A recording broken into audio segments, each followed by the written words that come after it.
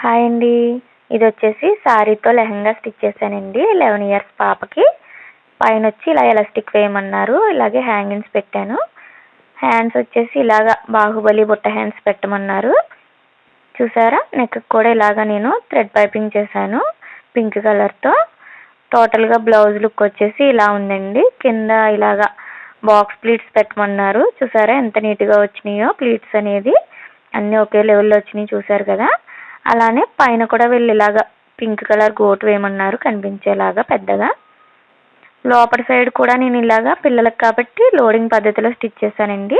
ఎక్కడ మనకి గుచ్చుకోదు, పోగులు రావు. చూసారు కదా ఎంత నీట్గా ఉందో. లోపల కూడా ఫినిషింగ్ అనేది ఇలా ఎలా స్టిచ్ చేయాలనేది వీడియో పోస్ట్ చేస్తానండి. ఇలాగా బ్యాక్ హుక్స్ మాట. టోటల్గా ఇలా ఉందండి లెహంగా అనేది. మీకు ఈ వీడియో నచ్చితే లైక్ చేయండి, షేర్ చేయండి, సబ్స్క్రైబ్ చేసుకోండి.